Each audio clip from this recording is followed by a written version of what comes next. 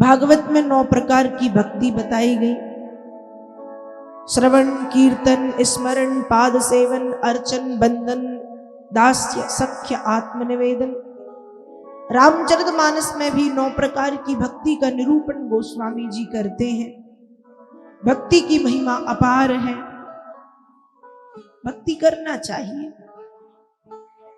एक बार की बात है, स्वर्गलोक में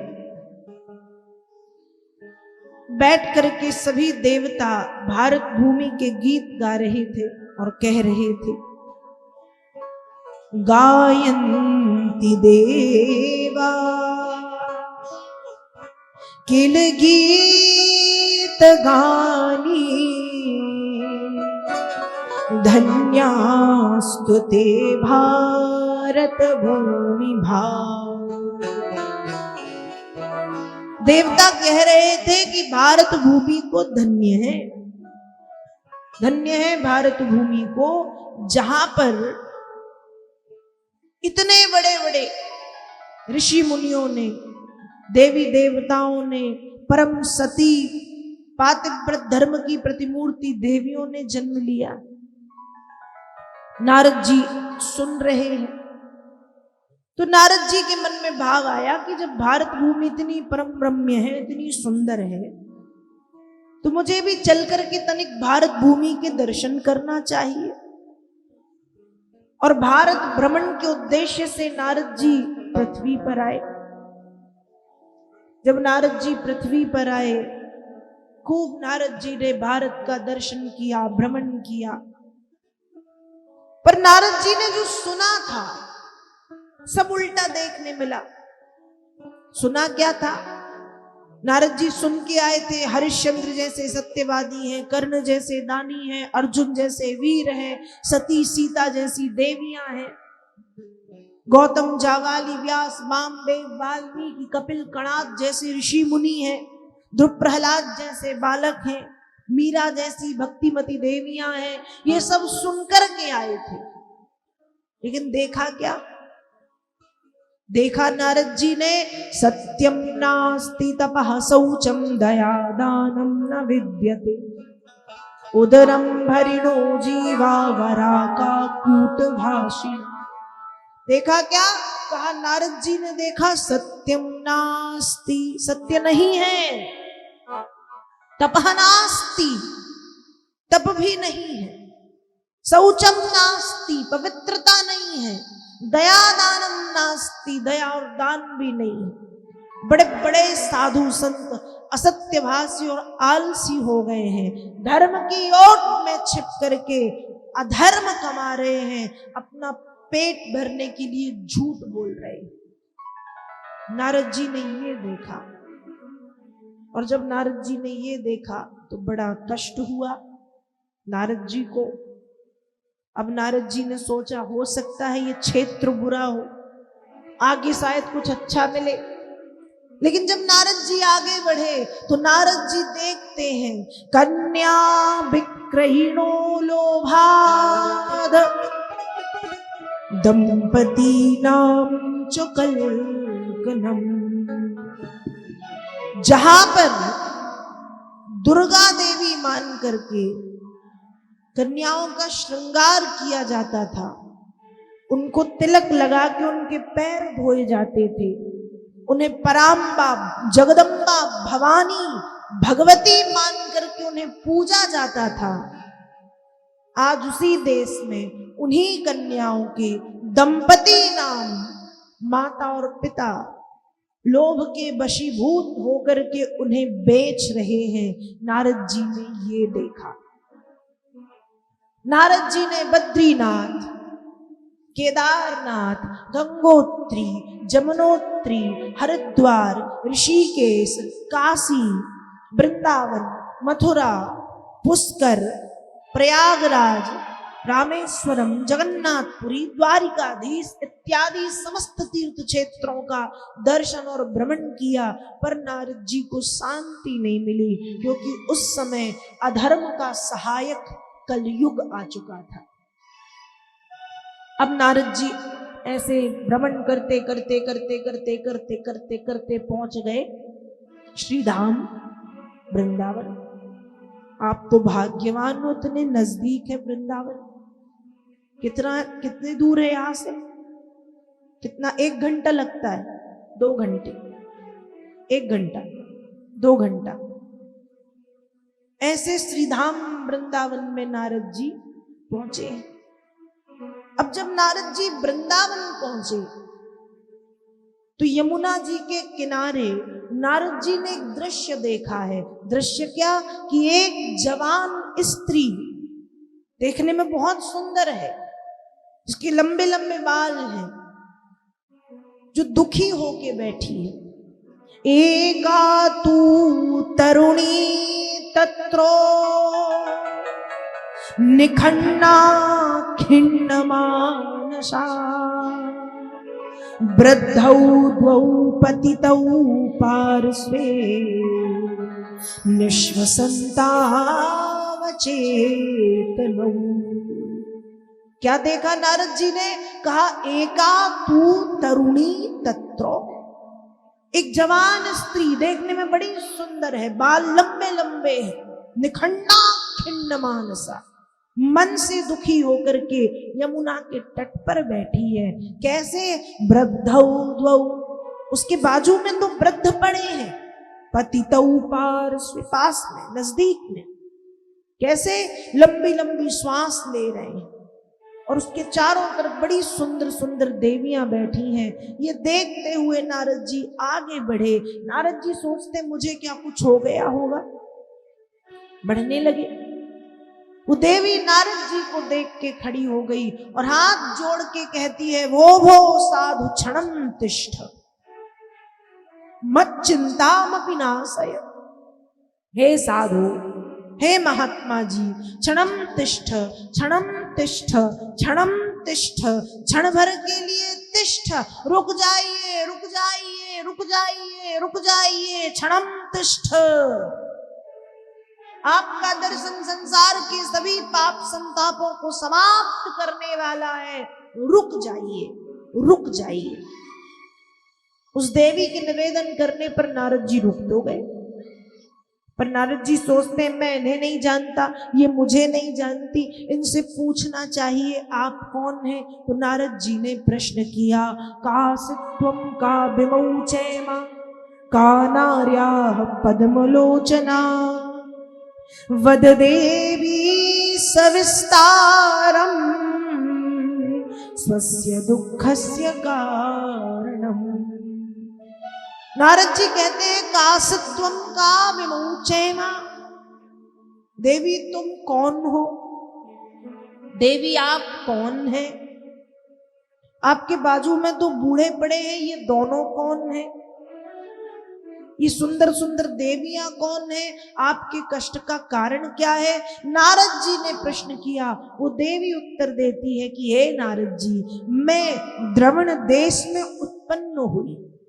द्रवण देश मतलब दक्षिण भारत में मेरा जन्म, दक्षिण में मेरा जन्म हुआ, दक्षिण से मैं आई हूं। द्रवण में मैंने जन्म लिया, महाराष्ट्र में मैं पली बढ़ी, दक्षिण में जन्म लिया, महाराष्ट्र में पली बढ़ी, गुजरात पहुंचते पहुंचते मैं वृद्ध हो गई। लेकिन जैसे ही मैं वृंदावन पधारी तो वृंदावन आते ही मुझे पुनः मेरी युवावस्था प्राप्त हो गई, मतलब मैं फिर से जवान हो गई।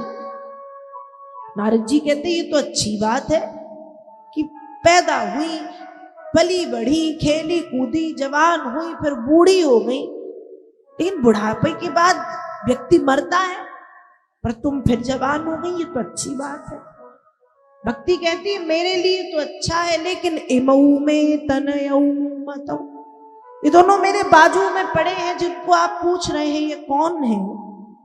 तनयऊ मतौ, ये दोनों मेरे पुत्र हैं। नारद जी ने कहा ये बूढ़े तुम्हारे बेटे हैं?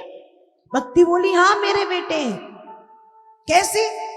कहा नारद जी यही तो समय का परिवर्तनशील, यही तो समय की परिवर्तनशीलता कि जिस स्थिति में माँ का वृद्ध होना या माँ वृद्ध हो जाए चलता है, पुत्र जवान होने चाहिए। यहाँ माँ बूढ़ी हो गई, माँ जवान बैठी, पुत्रों का बुढ़ापा आ गया। नारद जी ने उठा दीजिए, जगा दीजिए, ठीक कर दीजिए। भक्ति के वचनों को सुन करके नारद जी को दया आ गई।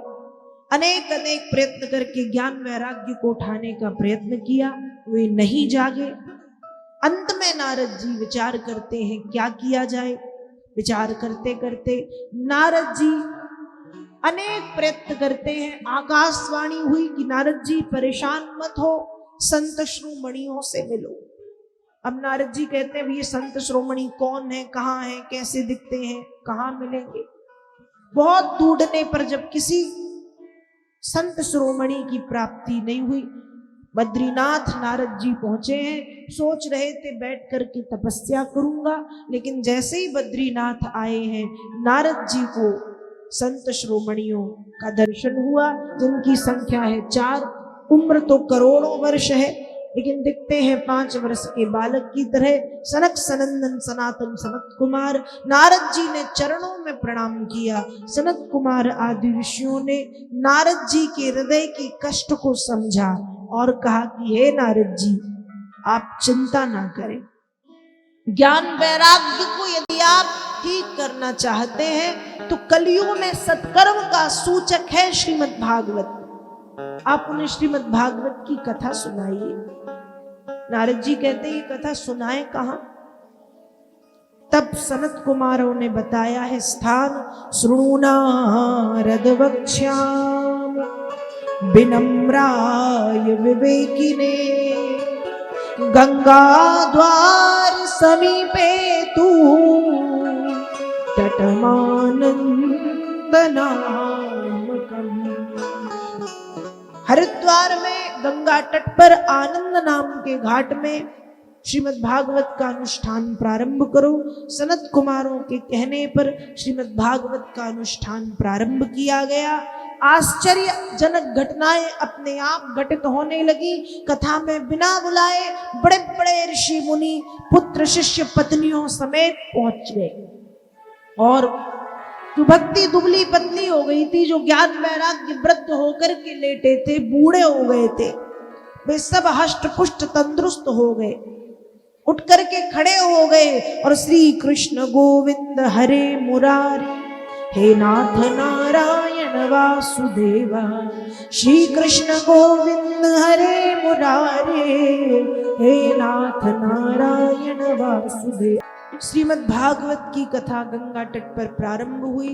बिना बुलाए योगेश्वर व्यास पराशर जाजली जन्मू इत्यादि इत्यादि ऋषि मुनि पुत्र शिष्य पत्नी समेत पहुंचते हैं।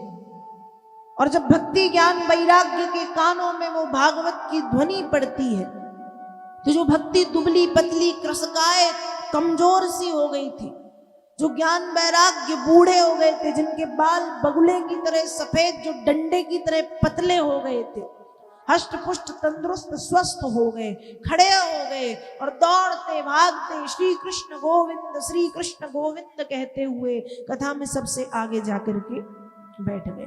पहला आश्चर्य ये हुआ। और भगवान जो कहते हैं, भगवान ने जो कहा है वही हुआ।